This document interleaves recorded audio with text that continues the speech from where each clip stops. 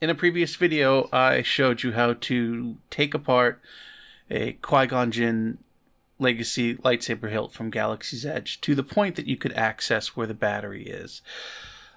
In this video, I'm going to do what I should have done in the last video, which is to actually replace the battery to show you how it's done. So that is what we're going to do here. So let's dig right into it. First, we got to take this apart again. So I'm going to take out my screwdriver set here. The first thing I want to do is to remove the screw that holds this wheel on to the body there.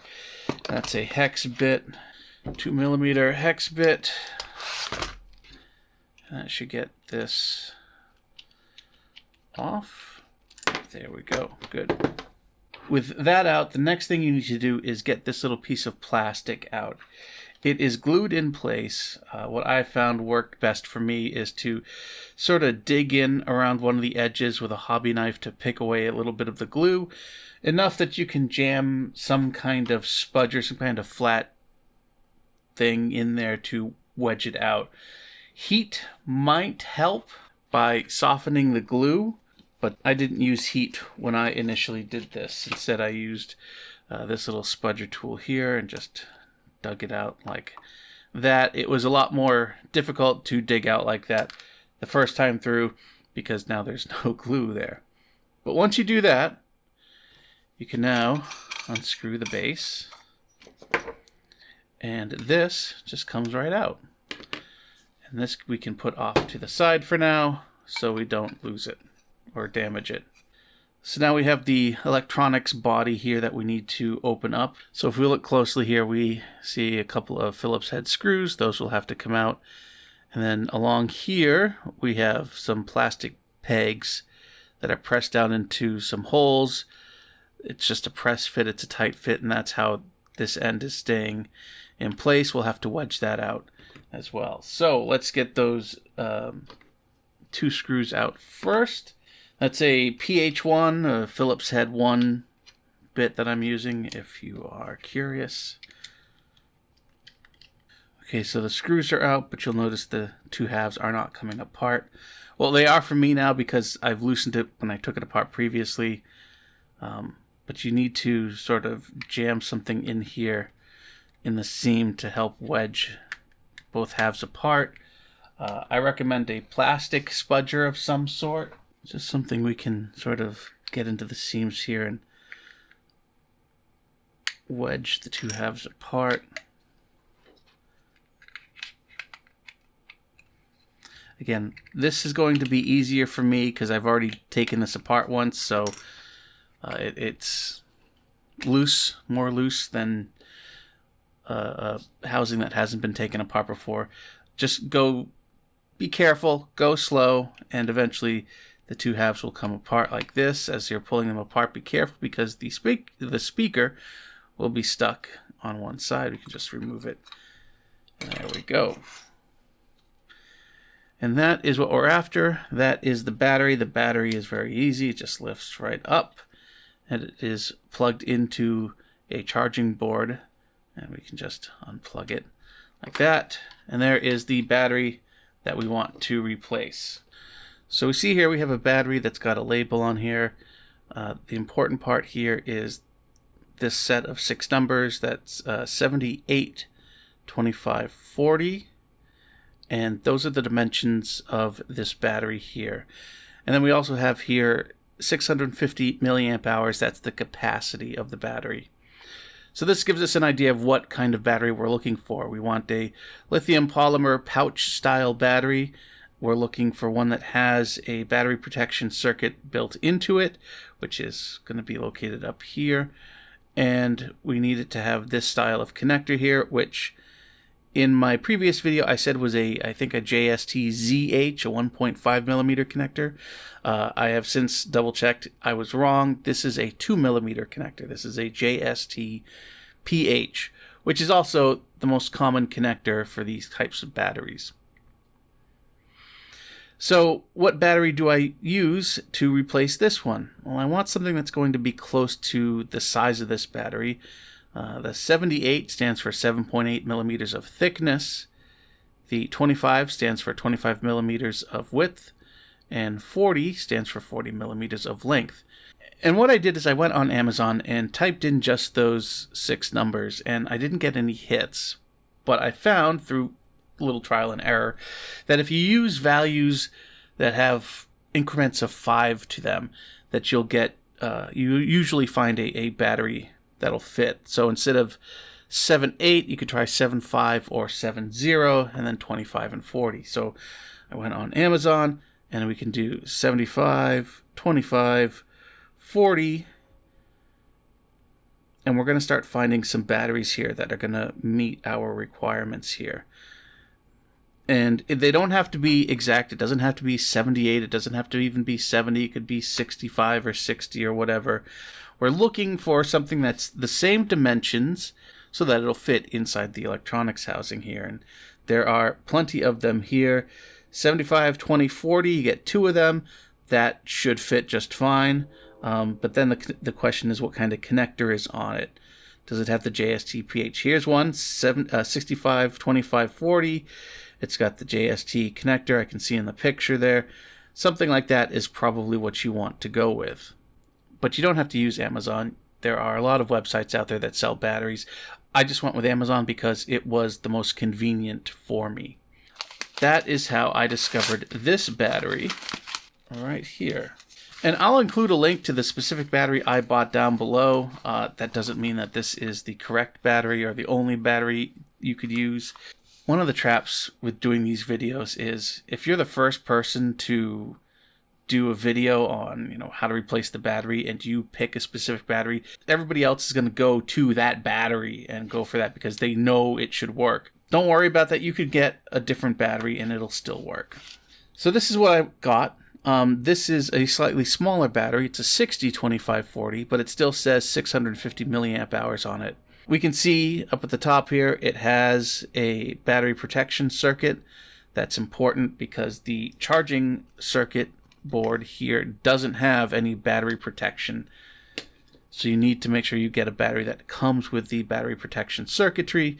It's not going to say that in the listing on Amazon. You're just going to have to keep an eye out for this sort of copper end to the battery and see if you can see that little PCB exists in the images.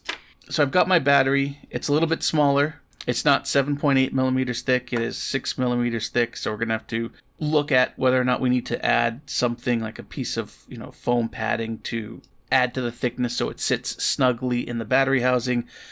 But otherwise, this should be fine. We need to look at the battery connector because we have a problem that we need to address. We have black and red wires coming out of each battery. Black is usually the negative terminal. Red is usually the positive terminal. Now, let's look at the connectors. The connectors look to be the same, but the black and red wires are reversed. We have a different wire going into each side of the connector. Black is on the left on the new battery, black is on the right in the old battery. If we plug this in right now, that would be bad because we would be sending the reverse voltage or the inverse voltage, whatever you want to call it, into the system, and you could wind up damaging or destroying the electronics in there. But is it really reverse, or is this just a manufacturing defect? Did they use the wrong wires? Well, we need to double check and confirm. So I've got a multimeter here. I'm setting it on voltage, DC voltage, and now I'm just going to put the positive probe to the positive terminal, the negative probe to the negative terminal, and let's see what we get for a reading here. 3.9 volts, and there's no negative sign there. That tells me that the red wire on the new battery is positive, the black wire is negative. If I reverse my probes here, you'll see, can you see that on the far left of the 3 and 3.9, it has a negative sign there. That tells me that the leads are reversed from where they should be. So using the multimeter, I have confirmed that the red wire is positive and the black wire is negative. And if I want to use this battery with the hilt, I need to remove those wires from this connector and switch them around. And that's totally doable, but we need to take some safety precautions here. We need to be real careful. The biggest problem we're going to have here is we're going to have to remove both wires from that connector to switch them, which means the contacts in the connector will be out in the open. And if they touch, you'll short the battery. And if you short the battery, you could damage it. Now, the battery protection circuitry here should have some kind of protection for short circuit. So it should detect that there's a short circuit and not, damage the battery. But we're not going to assume that. We're going to operate on the assumption that if these two leads touch while they're removed from the connector, bad things will happen and the battery will be no more. So we need to be very careful here. So what I am going to do is I'm going to take them out one at a time. And when I get the first one out, I'm going to cover it in some tape. So that way we don't accidentally make a connection to it. This is electrical tape. It doesn't have to be electrical tape. It can be masking tape. Just something that's going to temporarily prevent a connection from being made between the two wires. To remove the connectors, or to remove the wires from the connector, if we look on this side here, you can see a couple of little plastic tabs sticking out going from left to right. What you have to do is wedge something underneath a tab, lift it up a little bit, and that will let the wire come out. So that is what I will do right now using this pair of tweezers. Now I just want to make sure we're in focus here as best as can. Try and get under there. Lever it up like so. Now that comes out. And we can just push that back down like so. So now we've got our one lead out. We need to throw some tape around it.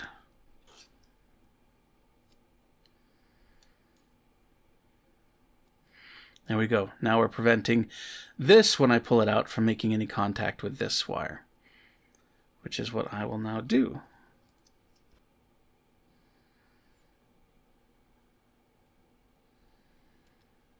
Okay, focus.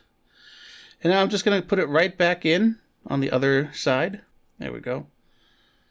Of course, it's not staying focused because that's the way it is. But now I've switched the position of the black wire. Now we can unwrap the red wire. If you look at this connector here, you see how there's a little prong, a little tab sticking up? That is what's catching on the white plastic tab that we lifted up earlier. That's what's holding it in place. So we just want to make sure that the side of the connector that has that little prong sticking up is going back into the connector facing towards the tab that's going to hold it in place. Like that. There we go. Now we have the wires have been switched, but don't assume you're done. Double check. Look at the old battery. Make sure the colors match. Make sure the orientation is correct. I have had to do this exact kind of connector swap for LiPo batteries before. And more than once, I have reinserted the wires exactly where they had been previously. So don't assume you got it right. Always double check, because once in a while you'll screw up and you'll get it wrong, and you want to make sure you've triple checked that the wires are in the correct position before they go back in. But now they can go back in, so I'm going to just plug it in. And in theory now, that is connected and powering everything here. So what I want to do now is just grab a USB lead that's plugged into a charger and plug this into the hilt. And there we go. And we see it blinking, telling me that it is now charging the battery. So let's put the whole thing back together. The battery just sits down in here. Now, is that lead going to be long enough? It might not be, in which case I'm going to have to just wedge the battery in there as best I can. And I think that's going to work.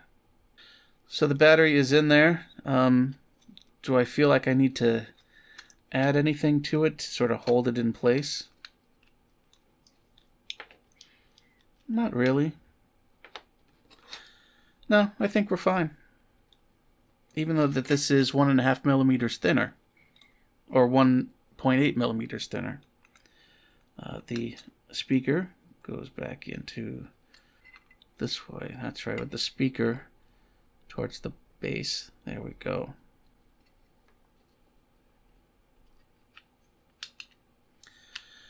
And now we just try to carefully put this back together.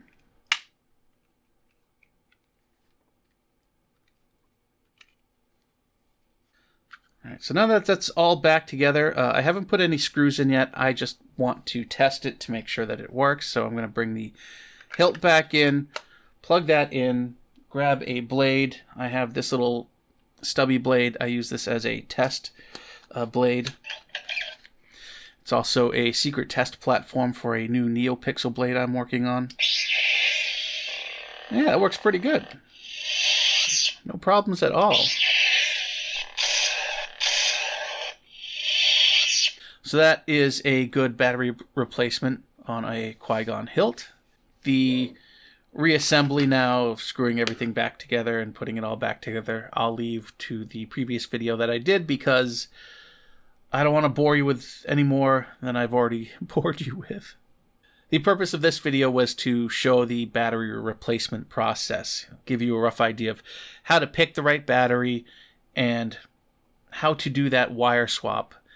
I've talked to a few people who have done battery replacements in Legacy Hilts from Galaxy's Edge, and this seems to be something that every replacement battery needs to have done to it, which is swapping those wires. So if you are swapping a Qui-Gon or a Sidious or / Palpatine, whatever you want to call it, or some other Legacy Hilt that has a rechargeable battery, you will almost certainly have to do that wire swap. So it's something to be aware of if you are looking to do a battery swap on your Legacy Hilt. So that's it. I hope you found that interesting, useful. If you do a battery swap and it works for you, please let us know. If you run into any problems or have any questions, again, put a comment down below. And if it's a question, I'll try to answer it. If it's a comment or a tip on how to make this process go easier or mistakes to avoid, I will almost certainly highlight them so that way others who come to this video will see them. Good luck. Have fun.